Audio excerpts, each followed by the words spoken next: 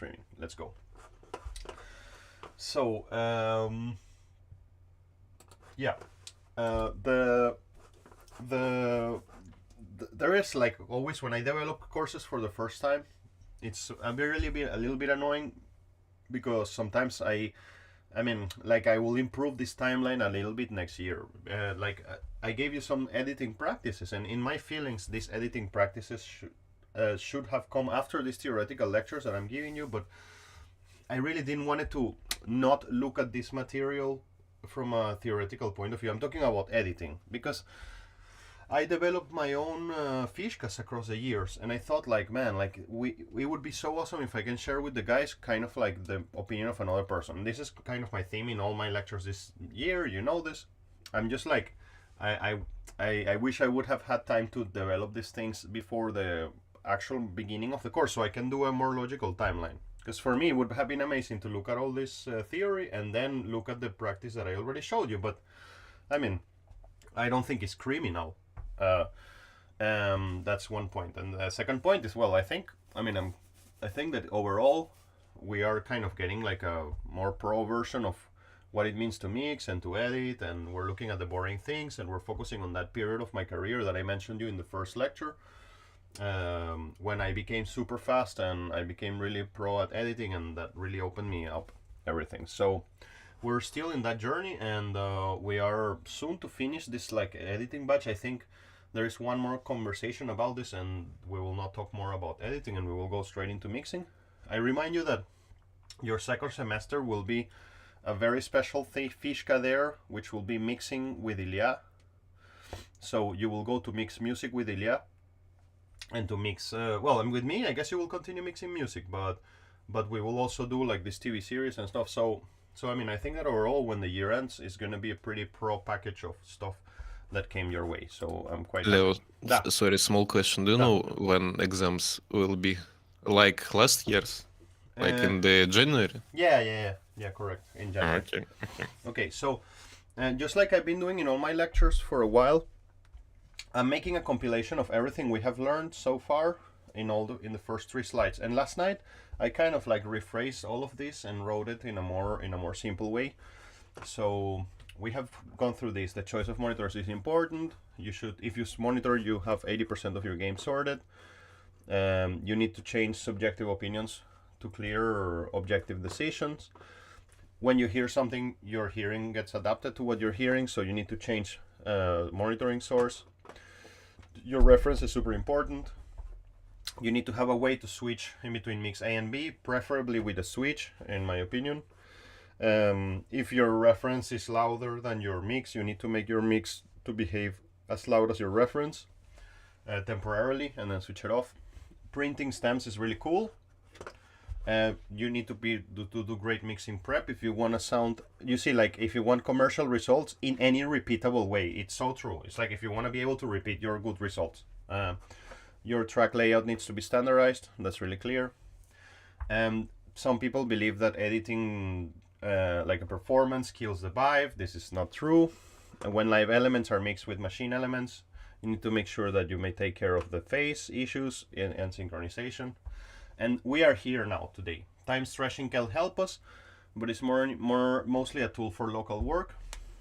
One needs to learn about fades and crossfades types and use the most appropriate for each circumstance. Today, so we're going to talk about crossfades, and I'm going to show you a really interesting case of something that happened to me quite recently. And that it's because I chose the wrong fade for something, I created a problem, and my client has not yet discovered this. I'm kind of like shocked that they haven't discovered it, but I haven't said anything. I'm kind of waiting to see if they discover it, and I'll show you the case. There are strategies to mask your editing artifacts, so we will discuss them. And tuning adjustments are not only necessary from the point of view of singers, but also from the point of view of the rest of the instruments. So this is kind of like where we're going to focus on today. We will identify important considerations to take care before starting your mix, open a discussion on the role of time stretching, describe types of fades and crossfades, and we will experiment with a particular session to think about a couple of things and understand. Look, now these are some thoughts that will appear later in the session today, but I thought to start with them. You know, tuning is not just a musical issue, it's an important mixing issue too. And I'm gonna propose to you something really cool that maybe you have thought about, maybe not. And after this material that I'm reviewing, I'm going to change a little bit my approach on how I tune things and what I tune, because I'm also in a journey of learning, and the way I see this is like everybody has a busy life, and I mean, I'm your bro who is a bit older, and I just got a bit of money to kind of organize this journey of education for all of us because the journey of education is also for me. The reason why I gave money for it is because I'm a bit older, and because you are not the ones who are responsible for checking all the homeworks and doing all these things. So, but as you know, I mean, I always kind of feel that even though I have some bigger experience, maybe, I mean, I'm also in the journey of learning. So I'm learning a lot this year as well, and I'm tripping it. So I have learned something important today, and I will share that with you. So, and when something is out of tempo or out of tune, it destroys the harmony of a mix. These are my thoughts now. This is not from the book. Not only from the musical side of things, but from the point of view of frequencies that are resonating with each other harmonically. Like, imagine that you have, let's read for a second the definition of harmonic relationship in frequencies, right? Like, our harmonic is a wave with a frequency that is a integer or a integer multiple, of a fundamental frequency. So the frequency, so basically, if I have like a guitar and a bass that are playing a certain set of frequencies that are harmonic to each other, that means that they are mathematically related, and there is a certain numbers, you know, that are really important, that they should exist or they should be there if these waveforms are going to be harmonic with each other. So, for example, 250 and 500 are frequencies that will produce a harmonic resonance. If I have the second instrument that it should be playing 500, playing 450, I'm going to create a destabilization in the harmony that was existing between those two elements. So the notes that we play obviously blend into one single waveform, and if those notes are slightly off because they're not harmonic with each other, then you start getting some disturbances in your mix, and that's why things start falling apart. That's not why, but that's one of the reasons. Do you feel what I mean now? Yeah, I understand, but I have a question. Yeah. Do you have practical examples of this? Let's look because at it. I'm kind of like agree with this statement, Yeah. but I'm not really sure that it's practical we will applied. We will see it. We will see it. Okay. I guess that seeing it in Ableton with some basic synths will help us a bit more. I will try to make an example. Actually, I'll try it right now. Let me finish this sentence, and I'll go there and show it. So if your vocals are out of tune with the bass guitars, we interrupt harmonic relationships between those elements, and the same with the tuning of the snare and the kick and other elements that with the general tonality of the song. So this for sure, man, like, it's really, really, really interesting and relevant, and I think it's something that many people often overlook. So let me open. I have a case for you. I mean, I have now, you know, in the cooking programs in TV, when somebody is showing like how to cook something, give me a second, let me connect my phone to charge. When somebody's showing you how to cook something, they always show you like step A, step B, and then there is like a cut of camera, and then pa-pam, and it's ready, everything done. So this is gonna be, you're gonna see now the song that we are working together, that you're supposed to edit and stuff. Like this song, I'm gonna show it to you now how it's finally edited after I did everything before starting to mix. And like I told you, I am waiting for you guys to advance in that project, because I want to send you. There is some special effects when Pro Tools is loading. Yeah, I guess it's sample rate. I hope that it was nice recorded. robot voice, yeah. I hope that it was recorded. I hope. We will see.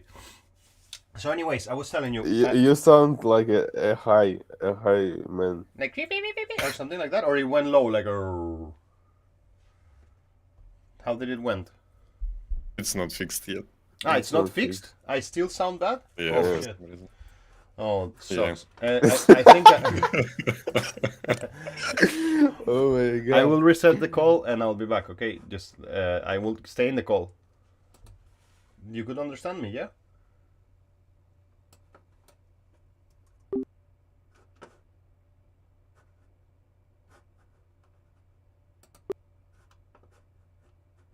Let me just. I hope that the recording is good.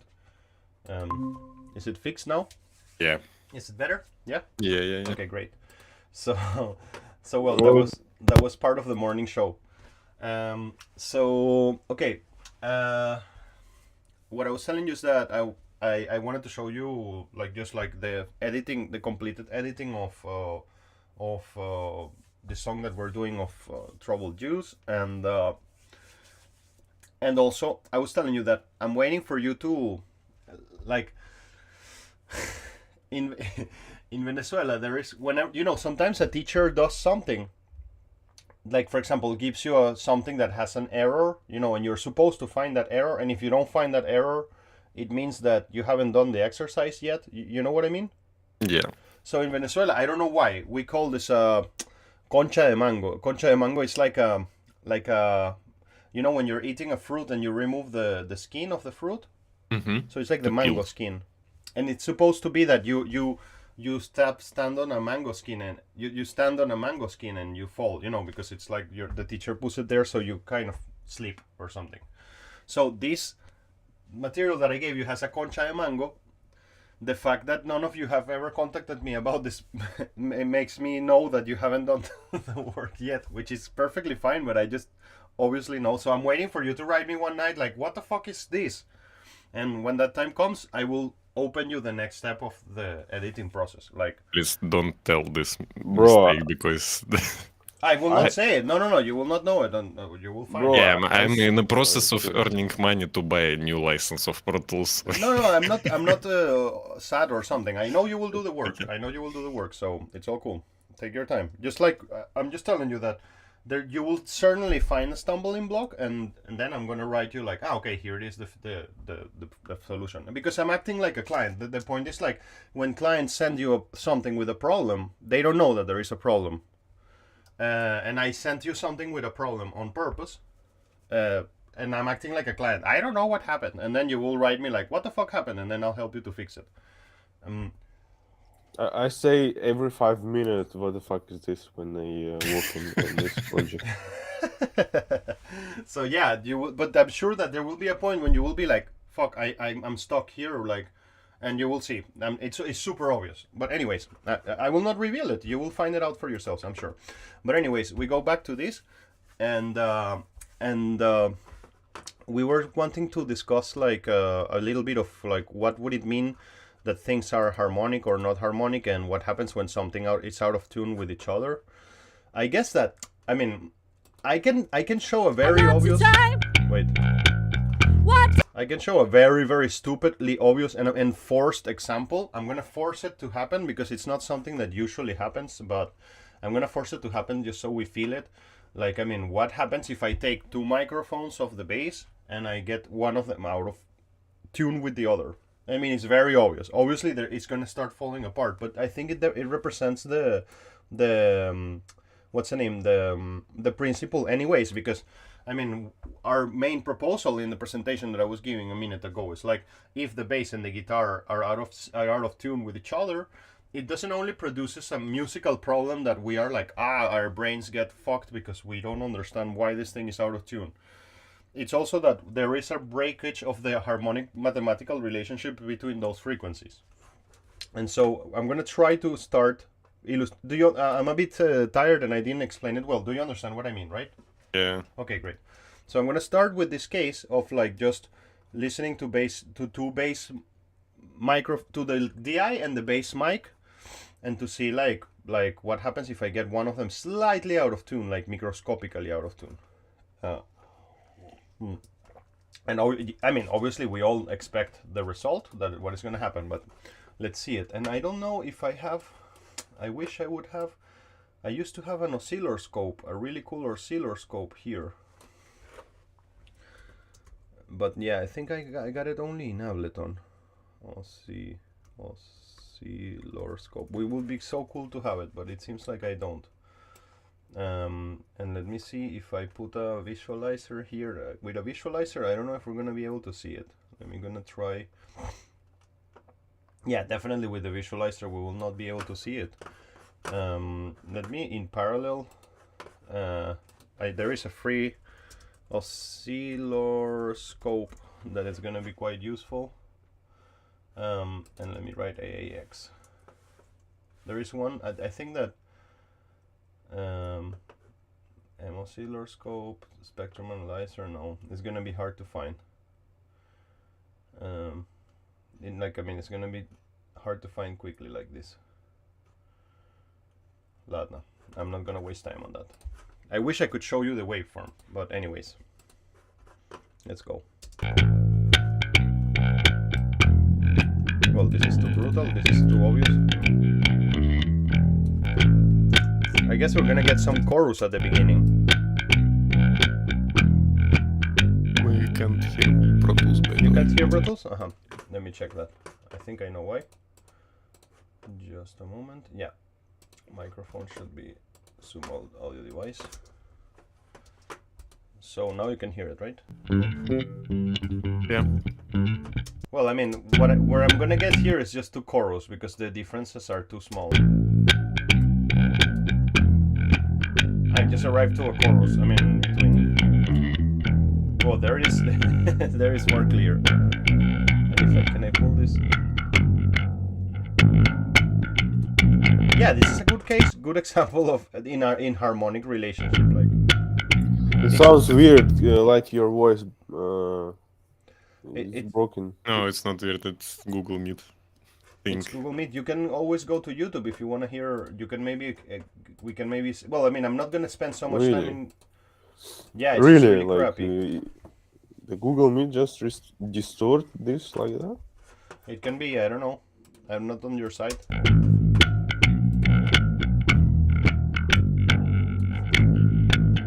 If you want to try, go to YouTube. I put the link there right now. But you will be DC. You will hear me in two places.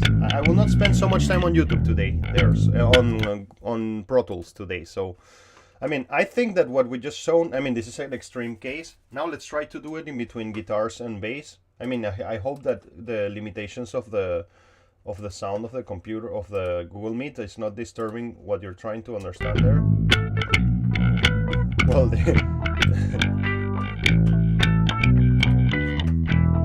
I'm just gonna turn this up.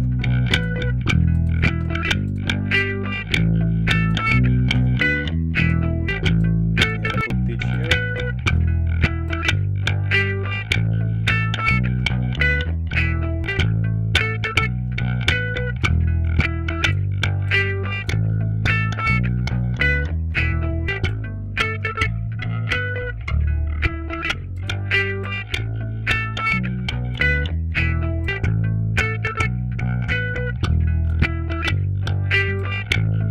Break the harmony between these two things. There it is.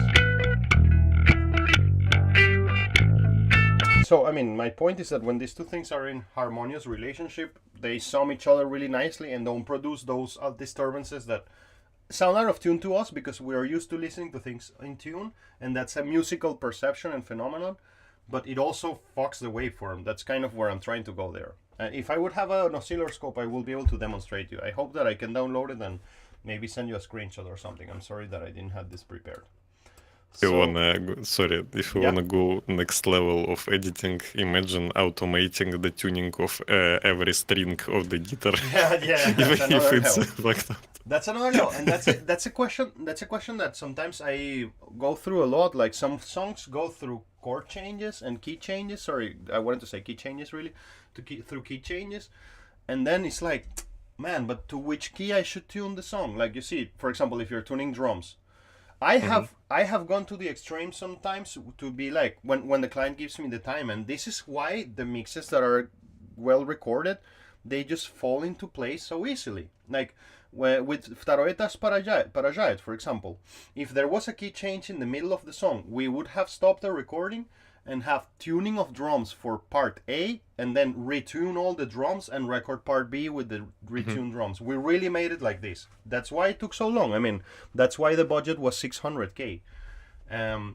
But to make, I mean, but then the result is amazing. And when you sit down to mix that, it just like, boop, you put all the elements in place and it mixed. And remember, when you see all those tutorials, like from major mixing engineers, and they tell you this is so easy. Yeah, but before that stage there were like millions of dollars invested, and so obviously it's so easy. It's so easy, but my recording engineer salary is $1 million. Exactly. So it's really, I mean, I really don't like that they are not so honest about this, and they don't talk so clearly. Like they should really be talking in the level of like the beginner producer or whatever, or the underground producer and the mainstream producer. But anyways, we're gonna be seeing this and discussing this today, sort of, and other stuff. So let's go. Continuing with preparation. So the first question here is about the role of time stretching. And so I will show you in this same exercise that we're doing, I will show you an alternative editing move, which includes using elastic audio. I think that, if I'm not wrong, Ilya Mazaev taught you to edit with elastic audio, or... Yeah. Okay, so great. So I will not emphasize so much there about this, but you see, this guy maybe sees it a little bit different than Ilya Mazaev, so we will see. So whenever you edit, you need to choose between cut and filling the hole that I opened there, or to do time stretching. So one solution that you have is just, and this is a really good solution, sometimes when you open a hole like this, sometimes you can just leave that hole there and it's okay, depending on what's happening around. Like, for example, sometimes it happens to me a lot that I have like kick, snare, overheads, rooms, and I'm editing, like imagine I have edited already all the drums together, and then I'm doing something to the snare alone, and I can absolutely sometimes get away by just like leaving the snare and leaving some holes that are not closed in the editing of the snare, and it will sound okay because there is so much shit around that it will be blocked, you know. But of course you cannot do this to the whole drum kit, something like that. So that's an option, and sometimes it works. Now it can be weird depending on what you're using, obviously. In the majority of the cases, you can just move the crossfade and then find yourself in a place where you can just make like a longer crossfade or something, or smaller crossfade, and you can get away. That's cool. Sometimes it doesn't, you don't have that opportunity, and so you're going to have to try to like fill the hole by time stretching something. And this is maybe can save the day to you, and most DAW systems can do this for you, so I guess that it's an option sometimes to get around things. Now, if we can time stretch, like why do we edit in particular? This is the opinion of Mike Senior, like, hey, why should I edit if I can just like time stretch everything? And well, his point is that everybody can hear it, it's not perfect, so it kind of like starts becoming longer to do it like that than to do it like in the way of cutting and editing, you know. Because just the algorithms are not there yet, even though they're really good. Everybody can hear it, and so it's not cool. So let's have a look quickly here in Pro Tools. How could we potentially use time stretching to cover a gap? So this thing is already fully edited. Like you see, like this is how your song should kind of look in the end. Well, actually, I see that I'm not editing guitars here. I think that this is a prior session to everything. This is like the saxophone session it was. But in order for you to use, and sorry, Andriuha, again, we're gonna have a little bit of a Pro Tools moment. But in order for us to use elastic audio, we first need to tell to all the tracks to read, not in samples, but in ticks. So I guess that you already know this, but I'm gonna follow the steps that I would need to do that. So I'm gonna select my drums group, and then I'm gonna run, you see, like all my drum tracks are now being quantized, or I don't know if to be call it quantized, but they are their internal relationship with the grid.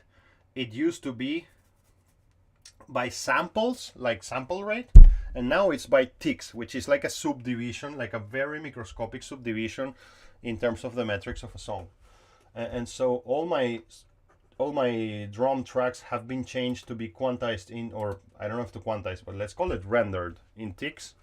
And then I need to switch on elastic audio for them. So I'm gonna switch from nothing to rhythmic. And so he's going to now, for all the tracks, is going to sort of like figure out what Ableton is doing by default, you know, that it's already there, like the warping.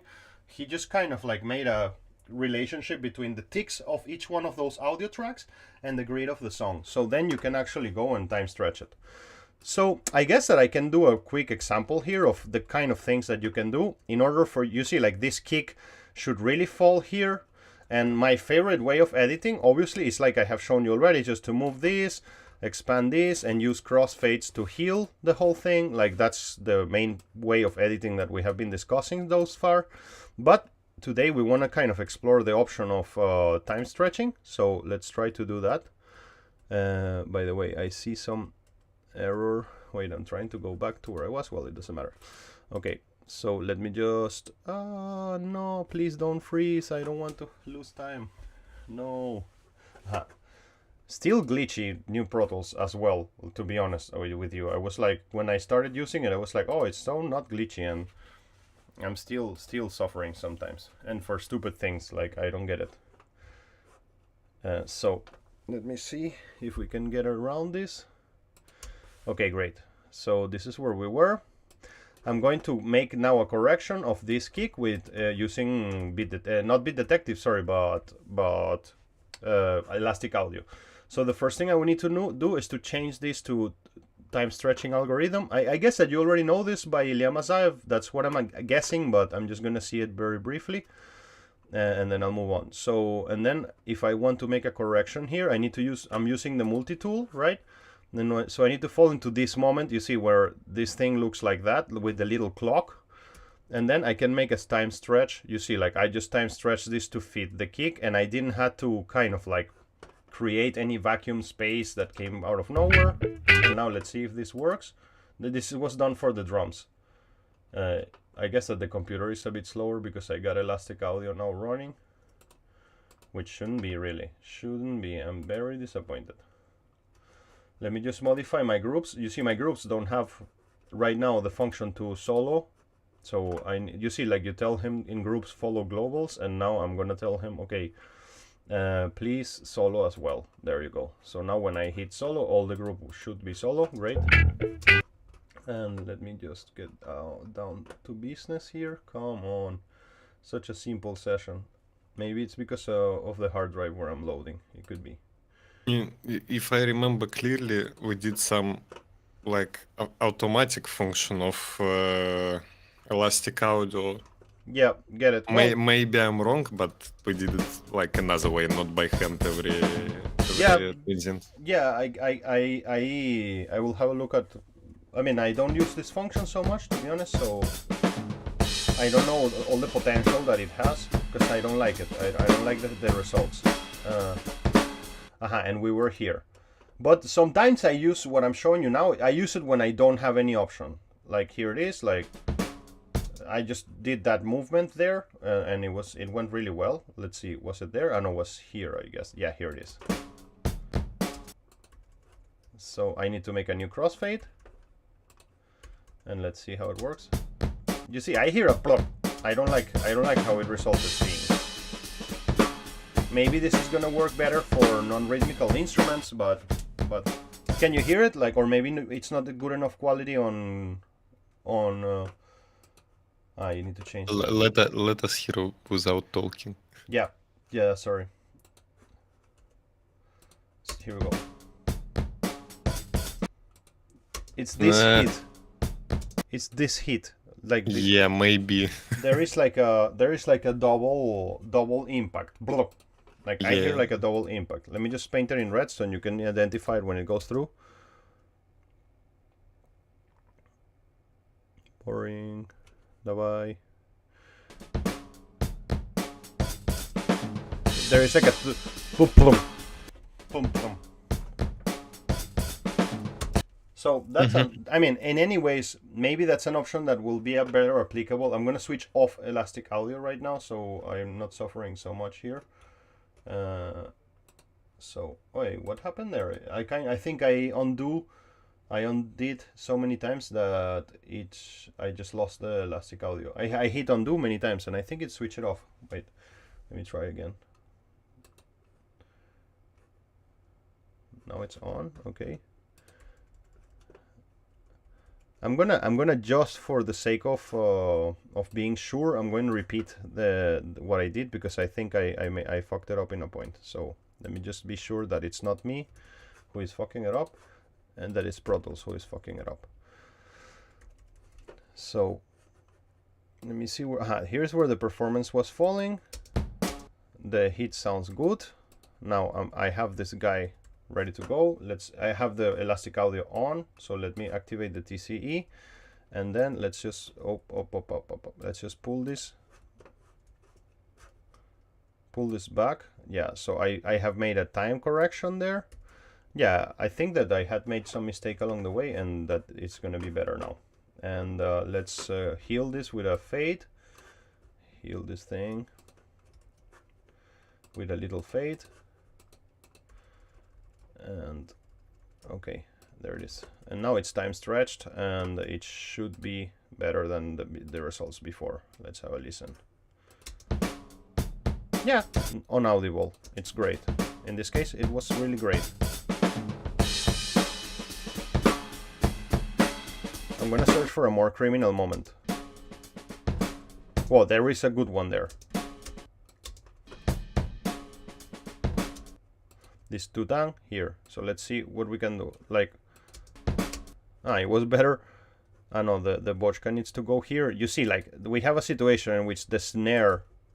Let me change the grid a little bit so we see it more clearly. So the snare, here it is. The snare needs to go here, really, like here, and the kick needs to go there. So I'm gonna have to do it backwards. I'm gonna have to do this, and then time stretch the kick to start here, and let's see if that works.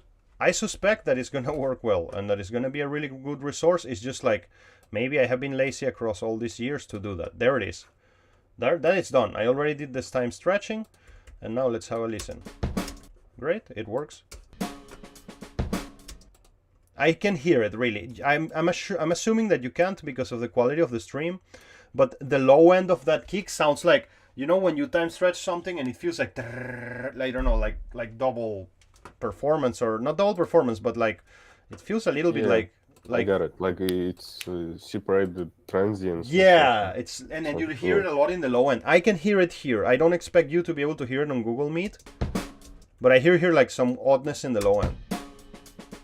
Yeah, it sounds so natural, but I mean, if it's like one hit with all the music, people will not notice. So it can be a useful resource. In the case of some guitars, for example, let's have a look. Like in here, I'm gonna try to perform a little bit like a longer section to see how it works, like to see if it can help us. I'm gonna have to again tell to the guitar tracks. First, let me check if my guitar tracks are in my group. So if I have a group of guitars, sorry, that's what I wanted to say. So if I touch anything, you see, like, by the way, this is really useful. I guess you know it. If I touch something, it tells me in which group it is. And if I touch the group, it shows me like the elements of it. So great, my groups are good. And in this case, I want to grab like a little bit of a longer section. I want to grab all of this. This thing is in rhythm, so it's okay. I can leave it like that. I'm going to grab all of this, and I'm going to tell to these tracks, hey, don't read yourself in samples, read yourself in ticks. And then I guess I'm going to choose their polyphonic, because, I mean, there are some chords played and sometimes some notes that are playing at the same time. And then I will grab the TCE and just make a correction here like this until this guy falls in the transient.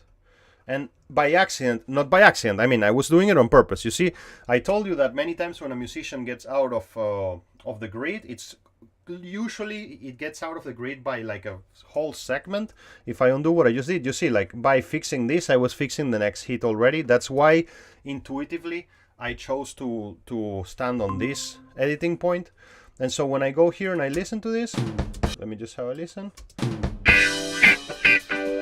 It worked. It worked better than with the drums. I don't hear the artifact now. And now look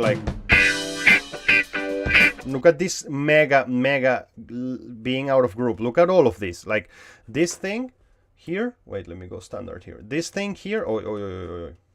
This thing here. It should be here. Like, let me just change the grid a little bit. Yeah, like this thing here, it should be here. And the same for all of this. Look at this. Out. It's too early. Look, too early. Until here. So I can again grab all this segment and then activate the TCE again. And then I can just pull it to the other side. There you go. And that is it. Now it's better than before. Still not perfect. I should do it more like by each region. but I'm just trying to demonstrate the principle of what you can do. And then let's hear.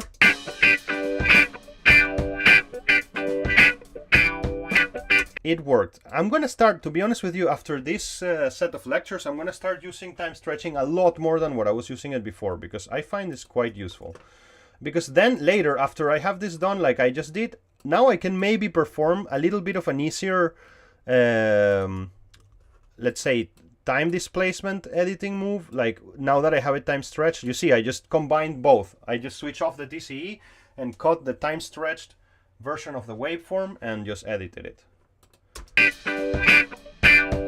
That's amazing. I hope that you could hear it. Like, that's amazing result. It's better than what I would have achieved if I would not have used time stretching. So, oh man, I'm really happy with those results. Because now I got this very tight and funky, you know. Like, I wish I would have done it like this initially.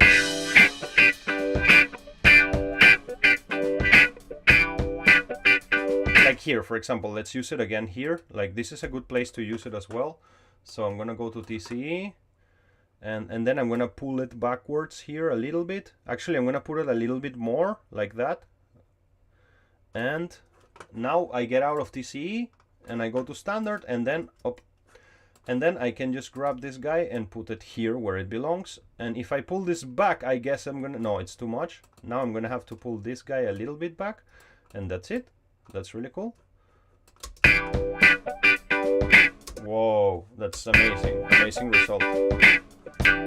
So great. I mean, the point is that a combination of time stretching algorithms and chopping down, it's really cool. If I try to grab this whole thing, let me just try to do it in a way that it's unnatural and brutal. If I grab this whole thing and I stretch it too long, you were gonna hear it. I don't know. I want to see how this. And actually, does it becomes like red or something? No. Nice. So I was just kidding to see how good or bad this the time stretching algorithm. So anyways, let's go back to our presentation. So because time stretching software is not perfect, you typically have to, you should most likely try to isolate polyphonic and noisy sections to avoid excessive processing artifacts. These are some tips and commentaries about time stretching. Sometimes it's easy to line up the waveform with an external editor display, so your main rhythmic reference instrument is there. So I mean, when you're using time stretching, sometimes it's hard to compare against another waveform. That's kind of what he's trying to tell you there. And another of the issues of using time stretching software is that the key commands of time stretching programs sometimes are not synced with the key commands of your DAW, and so whatever. These are some thoughts that the guy who wrote this book is trying to share with us about why he doesn't use time stretching so much. It's imperfect. I cannot see so well the relationship between the waveform I'm editing and a reference waveform. And in his opinion, I don't agree with him, to be honest with you, because the short key commands of Pro Tools inside time stretching are really easy and there. But he's saying that in his experience, it's not so cool in terms of key commands, and it can get confusing often. So that was a conversation about the role of time stretching. You know, the whole point is great resource for microscopic work. And that's what I wrote up here. You see, like, time stretching can help us, but it's mostly a tool for local work, like individual moment, not to grab a whole, like I do with Beat Detective, you know, to grab a whole thing and edit it. Like with time stretching, you will not be able to do that. So now we're gonna have a conversation about type of fades and crossfades. And for this, unfortunately, I'm gonna have to, not unfortunately, I need to connect my hard drive because I really want to show you a case. I need to get out of this project, wait, and open a project that is in another hard drive. But I really have a very funny case of something that happened to me recently that I want to share with you. Yeah, let me save this, why not? So let me get my hard drive here. So just so to give you an advance of what are we going to talk about. Hey, what have I done here? Ah, yeah, everything cool. We are going to talk about the types of fades. You know, there are different types of fades, and what problems can you find when you use the wrong type of fade. And luckily for us, I have a really cool example of something that I can show you. So let me load that while we talk. I hope that my voice doesn't go again crazy. It's possible that it will, so it's because of the sample rate change. Let's see. It's 2Peak, the name of the band. And I guess that I can open the mix session. La la la la la, everything okay? No changes with my voice? Yeah. Yeah, it's because the sample rate is already in 88. So, yeah. All right, let's start. This is already open, and meanwhile, let's start the conversation about crossfades and fades.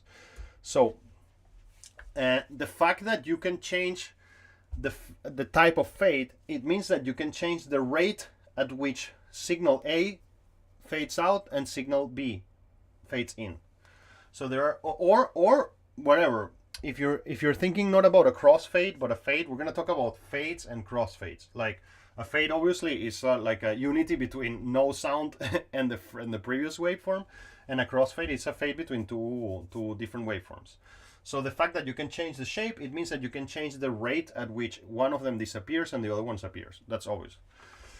When you are crossfading something in between two different soundtracks, the type of slope makes a difference that can be perceived across the crossfade, and this is really important and really important, and you really need to master this. It's a very tiny detail. I don't know if Ableton gives you the chance of choosing the algorithm of the fades in and out.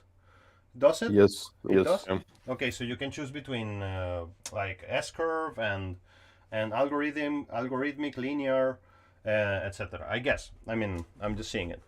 So there is linear, algorithmic, exponential, and S-curve. This is about fades, not about crossfades.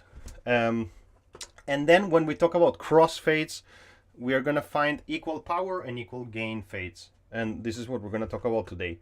Which one you need to choose? Well, it depends on the nature of the things that you're crossfading. So this is the linear one. Like, I mean, it's obviously a linear, what's the name, mathematical formula. Nothing fancy about that. Logarithmic, it matches closer the human hearing with finer control at lower levels. This is what it means. And then increasing dramatically past the 50% point. Exponential is the opposite of the logarithmic one. And S-curve, it's, well, I mean, it's like a little S. So the level of the sound is 50% at midpoint. But before and after the midpoint, the shape is not linear. So it's kind of like a combination between the exponential and the logarithmic, the S-curve. I mean, how to use them and what to use them, of course, you will find this out yourself. Like, I mean, it's something that I don't think there is a rule of when you should use a fade in or fade out on S-curve or exponential, logarithmic, or linear. But for crossfades, there is a rule. And you will see it today, and I hope that this will save you the problem that I had a couple of weeks ago. And actually, I just didn't know this so well, and that's why I made that mistake. So if I can save you from that mistake, that's great. So here are some commentaries about each one of those type of fades. Like linear, it's often the default. Some DAWs add like an extremely short linear curve at the beginning of the audio. This is to prevent a click from starting. It's a very classic thing. Nothing special about the linear one. The logarithmic is the one that sounds more natural to us for the human hearing.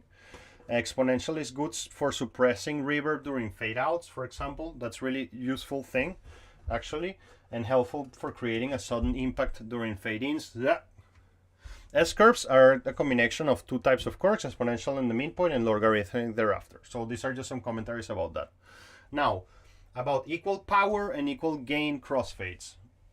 Again, this is really important. Have you heard about this, thought about this before? No.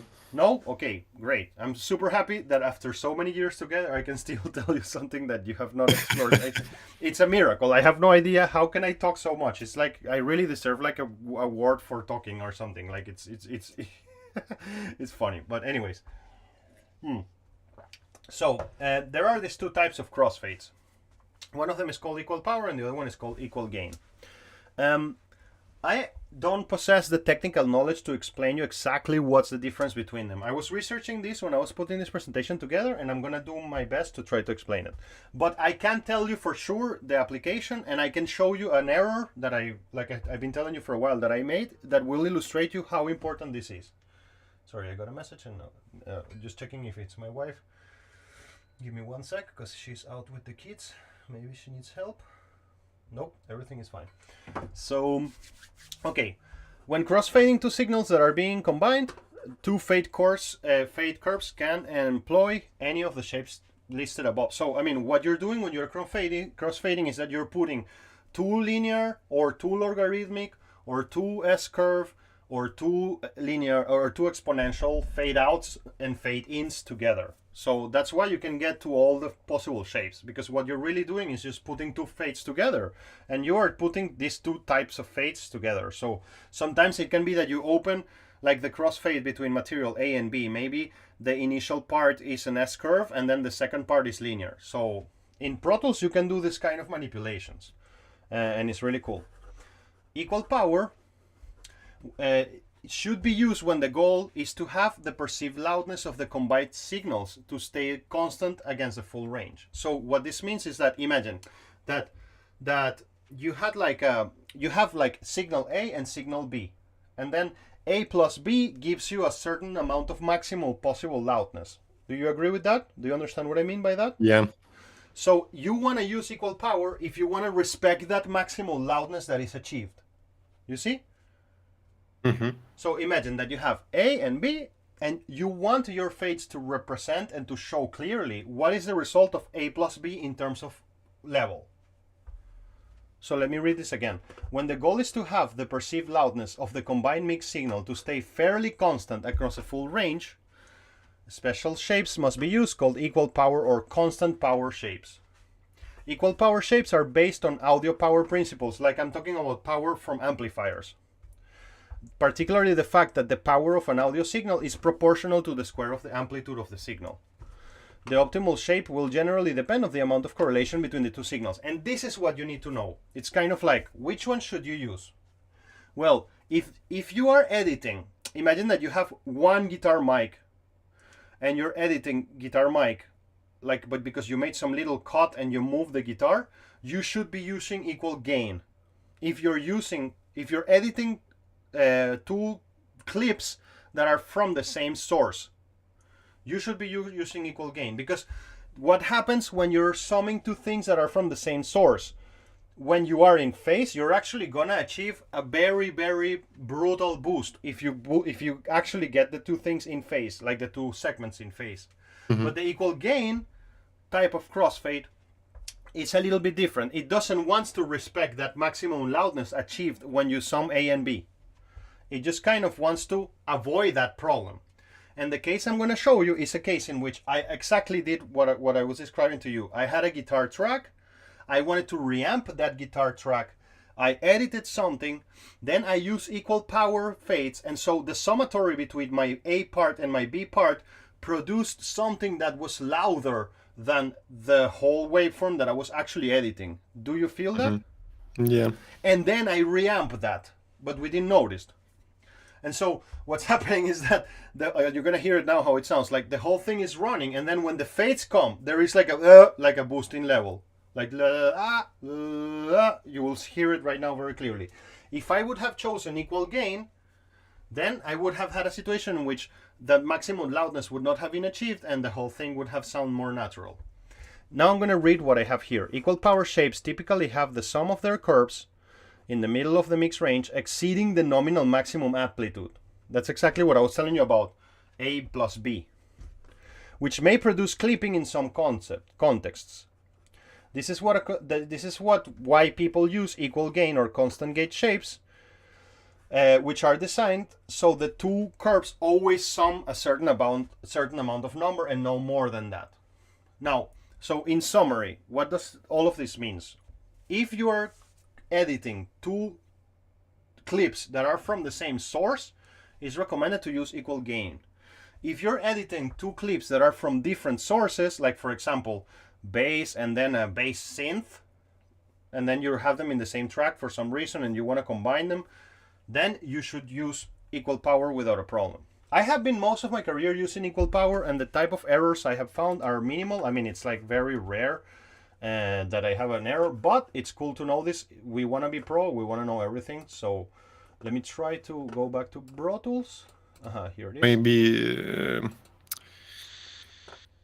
not in a way of bass synth and bass, but samples, for example. Yeah. When you use samples. Better point Yeah. than me, yeah. Let's see if we can hear it without me having to switch on the mix. Oh, well, the mix is on already. Wait.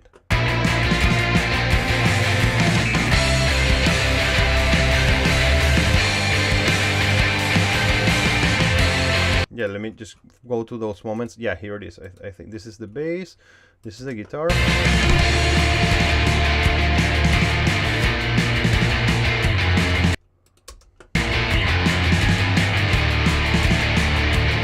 I remember it was in the second chorus. No, not here. Wait, let me find this moment.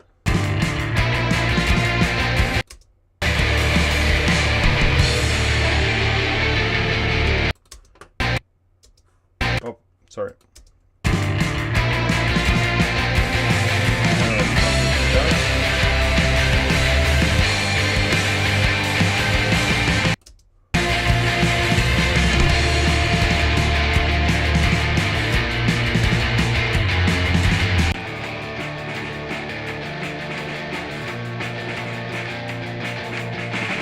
Give me a second to find this. I just don't remember exactly where it happens, but I'm absolutely sure. I remember that it's in one of the choruses, like.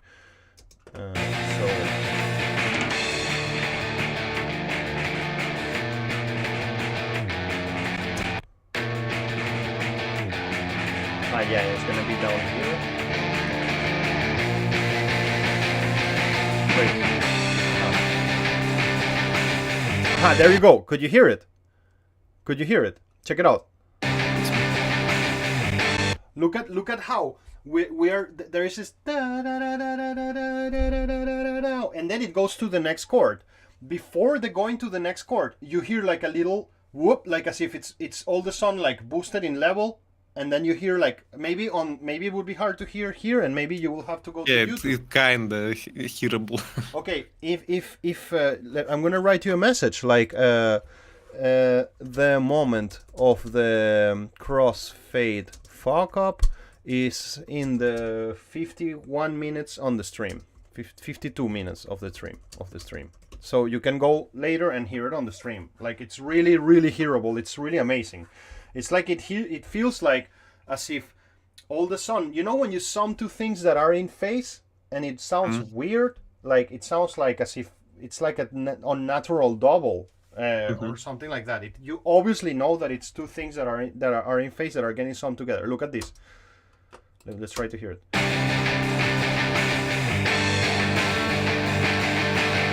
And it only happens there. It's because I used the wrong type of crossfade. Like I was doing a crossfade here, and you see like, and this thing should be, you see like here in Pro Tools you have this function equal power or equal gain. And before I did the reamping, I should have changed to equal gain, because these two sources are the same. And by the way, now that we're here, you see the menu of crossfades in Pro Tools is pretty amazing. You can see, like, I mean, you can see the waveform. You can zoom in and see how they are being summed. This is waveform 1 and waveform 2. And then you can be changing between equal power, equal gain, and of course you can just edit your fade to be however you want. Like it can be like this. All I'm doing is selecting it in the top, and kind of like you can see sort of like the equal gain function puts the crossfade exactly in the middle in terms of amplitude. But the equal power one kind of like, you see, it puts the crossfade in a little bit of a higher point. So that's one of the reasons why you end up being with a higher amplitude than the sum of the two parts combined. So that's really important to know. And then you can also change the type of fade. You see, I can make it to be both of them an X curve, or I can make them to be both of them a square, or a parabole, or a line, or an L-shaped thing. There is no fade there. But that's really cool. I mean, I don't know if Ableton has a similar menu. Does it has a similar menu? No, there is. Maybe I'm wrong. Yeah. But I know only you can choose between like linear and S curve. Linear and S curve. You can't control it so precise. Yeah. So you know, my propaganda time for Pro Tools is always there. But anyways, just kidding. This is what you got, and this is the combined waveform that you get, and you can see it also like this. This is a pretty cool view. You can see it like what part of the red signal you have here and what part of the blue signal you have here, and the violet are the combination between them, etc. So that's a pretty cool feature. Just in case, this can be summoned with Command F, or if you double click on a fade, you know, it would appear there. So okay, enough about that. We got the point. There is a whole bunch of articles that I found about crossfade. The one in Sound of Sound is really amazing. I recommend you to check it out if you ever want to discuss this or in more detail. You know, this is a pretty advanced conversation on fades, and this is a really big deal, absolutely a huge deal when thinking about music production and post-production. Like, I mean, fades are a huge part of everything, so we have to talk about that. The next point of the conversation is something called like a camouflaging your editing points. So we're going to make some editing, and how can we hide the fact that we're making some editing? And this is Mike Senior's opinion. We already discussed this from my point of view in the practices that we did a little bit, but Mike Senior's opinion is like, well, when you're gonna edit something and you want to put the crossfade in a place that secures you no noise, you want to try first to put the crossfade in a place where there is no audio, obviously. So let's go back to the Trouble Juice song that we all love very much. Let me not save this. I see that my waves yeah, now I need to go back to another hard drive, get out of Enceladus and go. Actually, I should plug them both at the same time, and it's possible. Just a second. Just gotta go down here and plug it. So now let's open it. So here is MMS Edit. So let's open this. Yeah, do check it out in the stream. It's really remarkable what I'm sending you both, like this message of the time code where this thing of the fades appears is really interesting. So, Thanks. So thank you, Andre, for Melodyne. That's really helpful. I already installed it, and that's one of the things I wanted to talk about today, but I don't know if we will get there in terms of times. Let's see. Okay, so basically what we were discussing is like some recommendations from the author to make sure that your crossfades are not heard and that your editing points are not heard. And the first recommendation he makes is like, well, make sure that your crossfades happen in areas where there is no signal. So that's pretty obvious. That's one recommendation. Let's go and continue. Give me my presentation, please. I lost my window, so up. Here we go. Yeah, there it is. Another consideration is to judge the position and length of the crossfade. So what does he mean by that? Well, he means something like this. Sometimes you can get away with issues, with sorting issues, with really long crossfades. Like it happens a lot with low-end things. Like for example, sometimes when there is a note that is really long. Here I have a case. When there is a note that is really long, and you want to add a sustain to it, let's imagine that these were two different takes, okay guys, just for the sake of speed, and that you want to do something kind of like this, then you're going to have to do a very long fade, something like that. And there you have to explore the equal power and equal gain, and then see, you can hear in Pro Tools there is this button here to hear how the fade out turns out. So that turned out really well. And if I use equal power, how does it sound? It also sounds natural, so I don't need to do anything special there. But the point that I'm trying to make is that sometimes making a really long fade can be helpful, especially when you're trying to patch sustain with something different. You know, let me try to see if I can pull this off from another take, just so we have a better example. Like, let's say that I wanted to shorten that sustain, not make it longer. So I took another take, and now if I play them together, what happens? Wait, let's see. What's going on there? Do I need to solo? Lost my signal for a second for no reason whatsoever. Let me see. So obviously there is that. I guess you heard that click there. Yeah, obviously.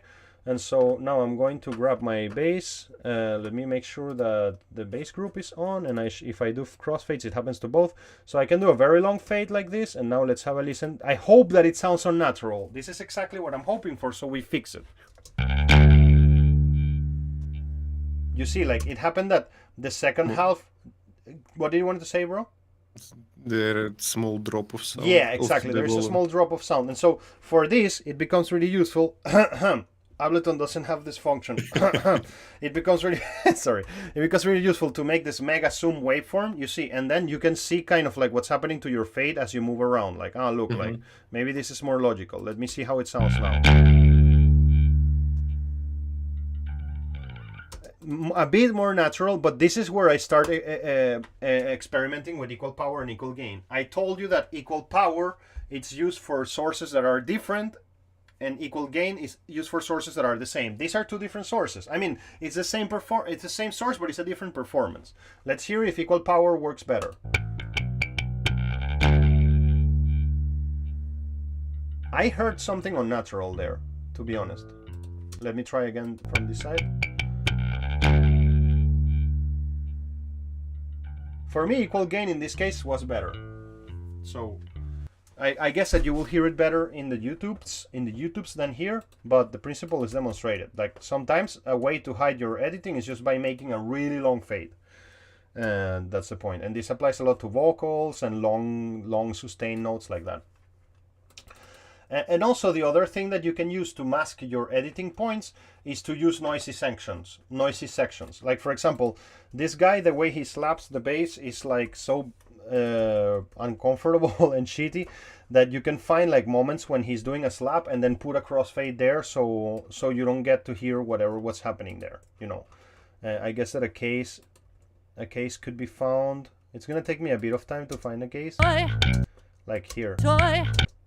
We have that like impact on the bass, and if I just use this opportunity of having a little bit of a noise there, I can just clean it like this, and maybe I'm gonna get away with it. Yeah, I mean, this is not news, so I'm not going to explore this so deeply. This is no news, and we know it. Let me see. When you have to cite an edit point in continuous audio, then the best thing to try to put your crossfade immediately before the percussive attack onsets. That's exactly what I just did.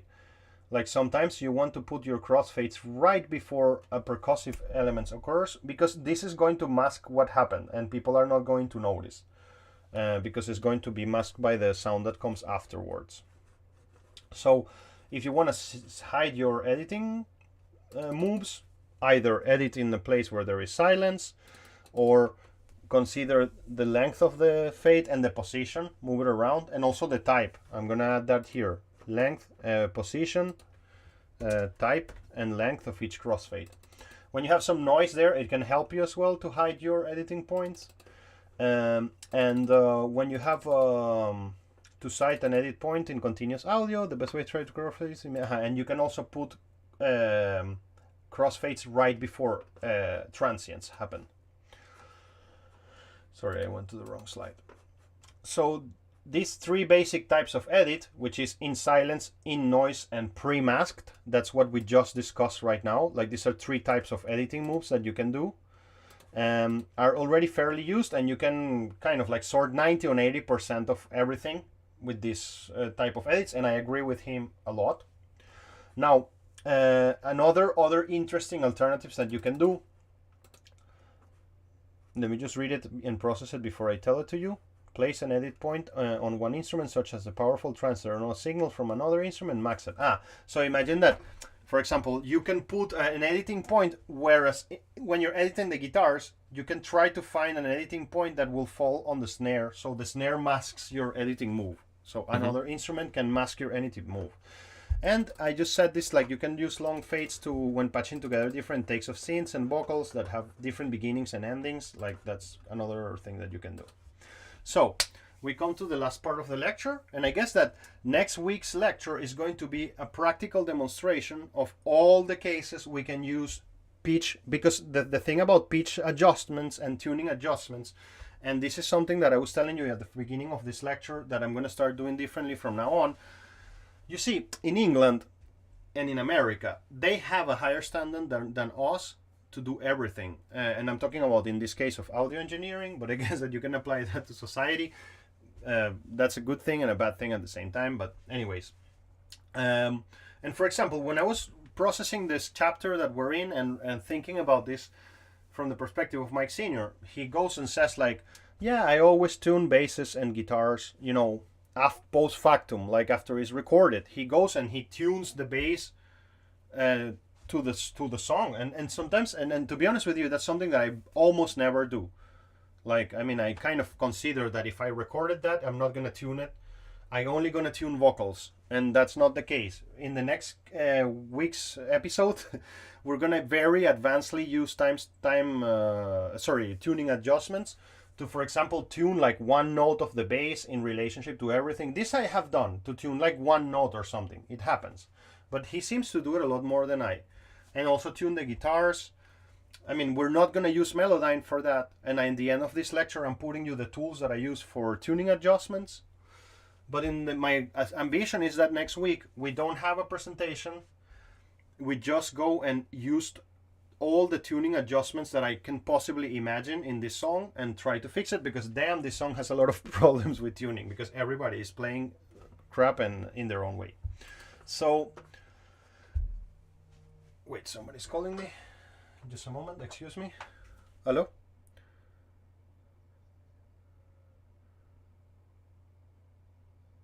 Хорошо. Я вам перезвоню через минут 15. Простите, я прямо сейчас не могу разговаривать. Окей? Точно. Да, спасибо. До свидания. Okay. Хорошо. So, it doesn't matter what tools you use. It is important to remember, this is like a quote, a reminder of something that we need to always pay attention to. Whatever the tools that you're using, it is important to remember that you must trust your ears more than your eyes. It doesn't matter what the system is telling you, that everything is fine. If it sounds bad, it sounds bad. So, sometimes we have to make some pitch correction. And this is a quote of Steve Lipson. It's kind of like, if you don't do it, your records will sound strange. People's ear has become used to hearing voices in perfectly tuned. That refers to voices on their own. But we are kind of talking about tuning all elements, including drum elements, including guitar elements, including bass elements. This is not only for social acceptance reasons. This is connected to what I said at the very beginning of this lecture, and that's why I opened this lecture too. Lax tuning has important mix implications because it affects how your tracks blend with each other. The more pitching your arrangement agrees with itself, the easier it is to make everything seem as if it belongs together. And that's not only about perceiving something out of tune. It's what I was trying to tell you about harmonic resonances at the beginning. If a track tuning is out of synchronization, let's call it like that, with other elements in the arrangement, it will be uncomfortable. The balance, it will be hard to achieve. Absolutely agree. When something is out of tune, it just stands out of the balance. Like, even if things are far enough to introduce lemon sucking facial expression, that means like so it is for this reason that so many producers talks about tuning drum kits to the key of the track they're recording in. It's a pain in the ass and it takes a lot of time, but it's really important. Of course, tuning too much, it's going to be terrible as well. So we need to find a golden, like Salatoi, or like Salatoi Siridina, a golden middle between them. And this is how, I really like how he wrote it, like some practitioners over egg the pudding. It means like you're trying to cook something and you put too many eggs on it. And by using like pitch correction tools crazily, and this squeezes out the musicality of a performance, obviously. So something perfectly in time or perfectly in tune could be perfectly boring. That's a quote by Steve Churchyard. So that's obvious to us. We don't have to overdo it. Now, before we kind of dig deeper into anything tuning related, we need to discuss pitch and format. Do you know the difference between these two? This is important. Not really. I wanted to ask you about it. What does it mean, the format? Look.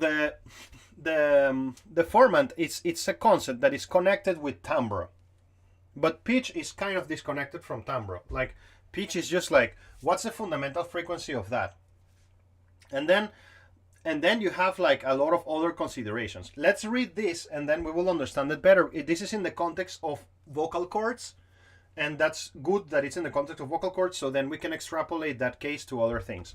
So let's say that somebody's singing. Pitch is the fundamental frequency of vibration of the vocal cords. So the vocal cords are vibrating at a whole bunch of frequencies. Now, the fundamental frequency was 440 hertz because that person was singing a lot, and the person is an amazing singer. Which represents, and your vocal cords are placed at the top of the trachea, like of your vocal chamber. So they vibrate quasi-periodically, only for voice phonemes low light. This is not important, actually. The form, I mean, it's not important for what I want to say. I guess it's important, but I'm going to just put it like this. I think this is better. Now, the form and frequencies are due to the shaping of the signal done by the trachea. So each one is going to have a different format, you know. Vocal tract is everything from, I mean, it's everything that forms part of the whole thing. So your format, it's, once you have a fundamental frequency, what accompanies the fundamental frequency depends on the shape of the instrument. Yeah? Yeah. Do you feel it, Andriuja? Yes, but I don't know how to use it practically. Well, I mean, like, it's just like, you have pitch, which will be like, it's kind of like, let me try to think about a good metaphor for this. But when you change pitch, you don't change timbre. You see? That's what you wanna, if you wanna change timbre, you use the format. But why would I want to? Because maybe it sounds unnatural when you move the pitch of something, and then it just like you feel like, fuck, that doesn't sound so natural. Now that I'm in this pitch, now I'm in the correct pitch now. Now let me go and touch the format. I see. And to see, it will not change your pitch, but it will change the relationships, like the harmonic relationships between the first, second, fifth harmonic, I don't know, when you're moving upwards or downwards in the format. This will also produce a bit of change in, like, I mean, a narrow change in pitch, but like, I mean, the difference is that one of them is just referring to the fundamental frequency, and the other one is referring to the elements that accompany the fundamental frequency that are going to be connected to the shape of the instrument. So if I play in a piano, so it's a concept that is really close to timbre. Actually, I cannot think about the difference between the concept of timbre and format. I guess that timbre and format, the main difference is the fact that you are trying to establish a connection with the fundamental frequency, and so it's all around the fundamental frequency. It's not outside of the fundamental frequency, which timbre considers things that are not connected to the fundamental frequency of whatever you're playing. But format, it's going to be more focused on elements that are mathematically related to the fundamental frequency that are produced because of the timbre of the instrument. I think that that's the difference. Do you feel it? Yep. The difference between timbre and format. So the timbre is not connected to any fundamental frequency, and it can be given to you by frequencies that are absolutely out of mathematical relationship with the fundamental frequency. But the format, it's all like around the fundamental frequency. What's happening that is connected to the shape of the instrument. The reason why I put that there is because obviously when you open any vocal editing software, you're gonna have the chance to move all around the format too. So let's have a listen 1 second. I was tuning this last night just to practice a little bit how to use Melodyne. Now I like you even more. So you see, like, if I'm here, I can change the pitch of something. We will see it more clearly next week. And I can change the format. So if I change the format, let me hear it. You see, even I'm going up there and I'm getting lower in pitch. So it's kind of like I'm changing the shape of the trachea of the singer. Like I'm making it squeezing. I'm kind of like choking her or or letting her go, letting her trachea go. But if I do this, I'm changing the pitch, right? I love this about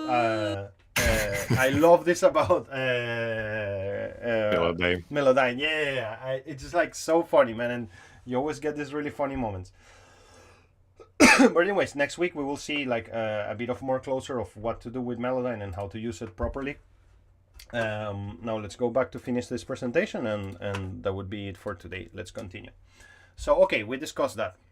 Now, what to tune is a good question. Like, what are we going to tune? You need to think carefully about this. Because if you have a couple of out of tune guitar overdrive parts, you see, this is where I would have never talked about tuning guitars. I would have just been talking about vocals if I would not have reviewed this literature by Mike Senior. So he is talking about tuning guitars as if it's something natural that he does all the time. So let's say that you have like 2 overdrive guitar parts, and maybe if you tune the bass, for example, instead of the overdrive guitars, you're gonna be in a better situation because maybe the bass was not overdriven, and you want to have a better relationship between bass and guitars. And so, but to try to tune the guitars, this I kind of said this in a very wrong way. Let me start again. You have bass and guitars, and your guitars are out of tune with the bass. Tune the bass instead of the guitars because the bass was not distorted, for example. That's what he means there. So choosing what to tune matters a lot. And sometimes you have to get the whole song out of tune to fit some element that it's out of tune. Because that's going to sound better than if it's not in tune. So you need to find the processor with the least distasteful effects. And then you're going to ask me, what do you mean by find the processor? I'm going to use Melodyne everywhere. No, I have other tools that I use for pitch correction, and we will discuss them next week with a particular example. Tooling algorithms like better clean, sustained monophonic lines. That's obvious, should be obvious to you right now. If you try to tune something polyphonic, it's going to go crazy. And also if you try to tune something distorted, it's going to go crazy. Noise, distortion, breaths, clicks and clacks, rasp to the pitch note of the timbre. So any noise that is there in your track is going to confuse the algorithm. This is so true, and this is my commentary, it's not Mike Senior's commentary. Like, tuning male harsh vocals is usually harder than female harsh vocals. So I mean, I'm talking about more like a rock performance that has like growl. You know, when you try to tune this, it's really hard. It's really hard, and most of the times you won't be able to. Look at what he's saying. If a guitar DI signal is still available, you know how frequent it is. It happened to me. I just finished mixing an EP for this band AC. And I wanted to mention to you something. In the end of this class, will be outside of the class. It's something about client management that happened to me last night. That was a really important move that I did that I want to share with you. But I just wanted to say that I'm mixing an album and an EP right now, and both of the musicians didn't record guitar DI. They were like, why? You don't need this. I don't understand from where the fuck this idea came that DI guitars are not needed. It's just so stupid. It's so stupid, and it's so simple to have the freaking DI. It's so useful. Look at what he says. If DI signal is still available, you might want to tune that and then run that tuned version of it through maybe a reamping process or a digital amplifier, so you can have a better version of that tuning, now tuned DI guitar that could help you. This is really interesting, and it's something that, again, Ableton doesn't offer you that option, but I'm not like, just like ranting against Ableton. I love Ableton. It's just like it's a different program for a different tool, that's all. And I use Ableton a lot, like an instrument. You know, I told you, right, that I rewired, I don't remember if I discussed this with you, I think I did, that I rewired Ableton and Pro Tools, so now I'm using Ableton as an instrument. So, and it's amazing to do this, it's really powerful. But there is something that I love about Pro Tools that Ableton doesn't offer, which is offline processing. And that, what I mean exactly by that is like something like this. And I really use this a lot. It's like sometimes, let's say that you want to tune. Let's go to that example of tuning like a little guitar moment. Let me just see this. Wait. Let me just hold the guitar here. Yeah, that's out of tune actually. Well, actually, that's a polyphonic one. You see, so let's not go there. Let's try to tune a bass note instead. Let me hear it in relationship to the vocals. But I feel alright. Let's say that last note is out of tune. I mean, I'm just going to do it for the sake of it. So what they mean by offline processing is like you can open the audio suite and then you can load, for example, I'm going to load Waves Tune for now, just on its own. Let me just select the DI alone. Wait, here it is. And go here and go Waves. My Waves plugins, they're not being read right now. because my flashka is not being read by a system. It's some stupid thing. I'm just gonna then do it with Celemony. He doesn't gives me the chance to do offline editing with Celemony. Then let me do it with another program. It's just my waves are not appearing here. It's about You can do it with built-in Pro Tools. That's what I'm gonna do. I'm gonna do it with pitch. So obviously I can do this, and I really do this a lot. Wait, let me just go back here, and I just fine-tune this, and then I render it. It's the equivalent in Ableton. It's the equivalent of flatten and what's the name? Flatten and what? Freeze and Freeze, flatten. Yeah, freeze and flatten. It's the equivalent of that. It's just like I really like this format on Pro Tools a lot more. It's way much more useful, like because you have a lot more control. All you do is this render, and then it renders the whole thing, and you don't have to flatten the whole track. You can of course make a clip and then flatten and freeze and flatten that clip. It's just like in Pro Tools is really awesome. You have the offline here function, and you can just go and render it. So you see, and now when you render it, it shows me that this little clip was run through pitch 2, like the program that I was using now. And now I have this thing. Alright. I just made it quieter or lower in pitch. So now let's go back there and see. He's saying offline processes are preferred over online processes. It's an option that the Mike Senior is saying. Offline work encourages you to take more a moment-by-moment control over the pitch, and it just sometimes suits better the workflow of each shifted note. And I agree with what he's saying there. And this book is a little bit old, so technology has evolved since this book came out. But I still agree with what he's saying there. Like tuning plugins are actually very harsh on the processing on the computer. And it can happen that when you're running like several tuning instances, you start hearing glitches in the whole mix, and it really happens. And I have really experienced this and spent hours trying to figure out what the fuck was that. And I tell you this advice in the future: if you have a big session and you start hearing some weird like artifacts or noise, switch off your tuning plugins first before you try anything else, because it can be that. And that's why sometimes people do pitch corrections offline.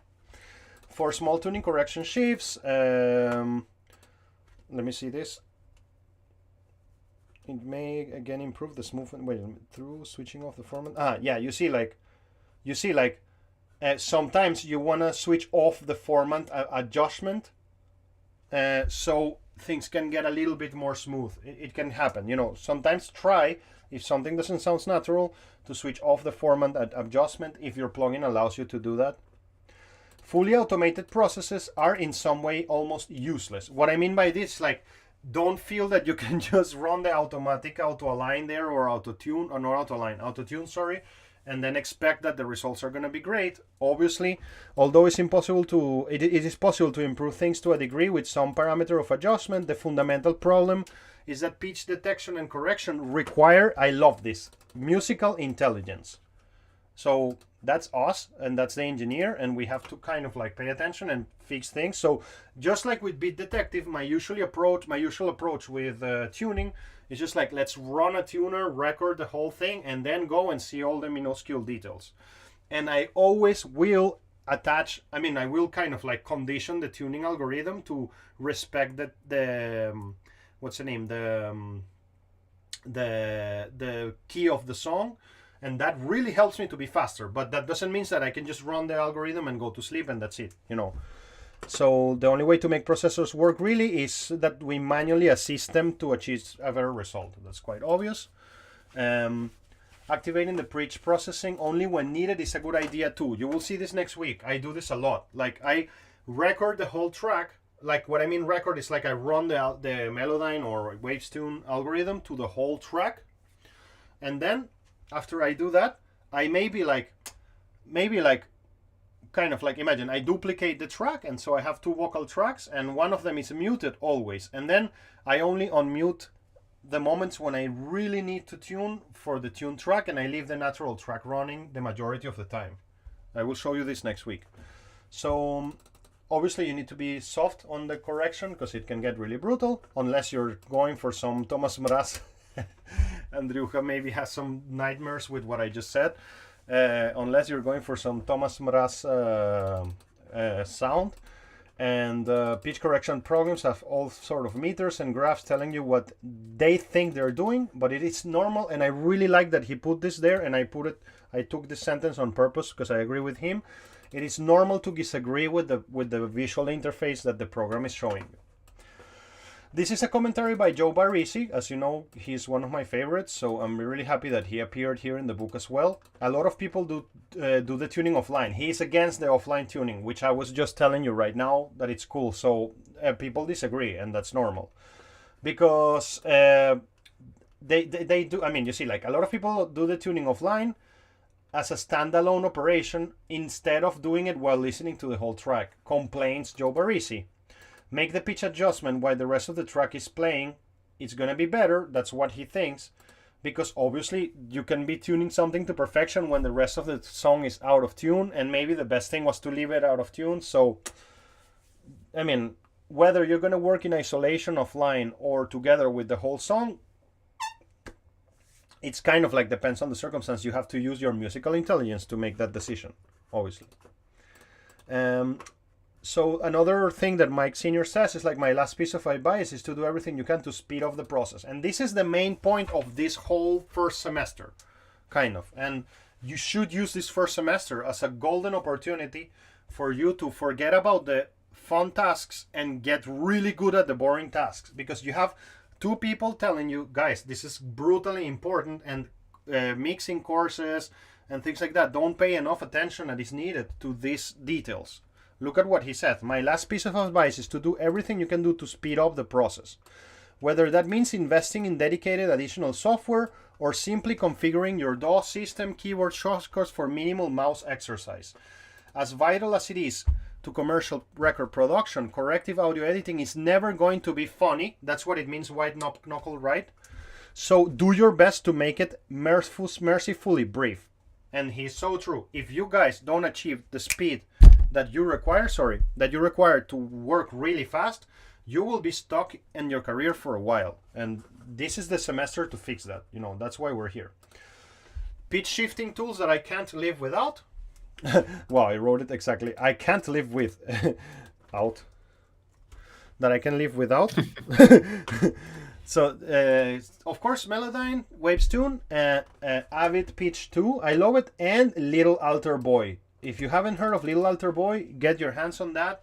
It's an amazing thing. It's from Sound Toys, and it's a great pitch shifter. It's just a great pitch shifter. And actually, for those of us lucky enough to have been around a couple of years ago, it was offered when it came out. It was offered as a free plugin for some Black Friday moment, and now it costs like $200 or something. I don't know. I'm saying that out of the top of my mind. I don't know how much it costs now. I'm curious. Let me see. Little Alter Boy, Sound Toys is who make it. Toys. I use this plugin in 90% of my mixes. Like, it's really an insanely good. Yeah, it's $100. Worth every penny. Just a second. My wife is calling. Just a moment. My love, привет. I'm still in the lecture. Tell me if it's super quick. Tell me. I'll call you back. Хорошо, my love. I'll call you back in a second. Давай, пока. Okay. So that's about that for Little Alter Boy. So this is a summary of what we have seen in the last two classes. Okay. Most small studio productions suffer from not so much attention to tuning and timing editings. So that's kind of my whole point of this semester. To avoid killing the group, locate an instrument that is the one that is holding the group best and edit the song around that instrument. Cool advice. I didn't thought about that before. I'm going to use it forever. Lead vocals can also impact the group, so be sure to edit them to necessary, obviously. Don't forget to pay attention to where the notes end, especially with bass instruments. To achieve best results with timing edits, listen to at least 2 bars on the preceding moment. That should be quite obvious at this point. Time stretching is useful to fill the gaps, like I was showing you today. But if you try to run like a time stretching for a whole song, it's kind of maybe not gonna be longer or not so cool. So maybe it's not so great to do this. Tuning problem are as much a mix problem as a musical problem. So it's not just about it feels out of tune. It's about the harmony of the whole waveform. So even though visual guides are really cool and helpful to you, that's great. You obviously should trust your ears before your eyes. So that's today's lecture. I want to discuss with you, if you give me some 5 minutes, is that okay? Do you have another lecture coming up? Sure. Yeah. You have another lecture coming up? Yeah. At 12:30. But we can discuss. I really have to run because I have to do a lot of shit before I get out. I have to go to DTH to a lecture with the second year. But I wanted to tell you something quickly that happened to me yesterday. And I guess I'll well, for respect to my client, I'm gonna not record it and I'll leave it as a conversation between us. So let me just stop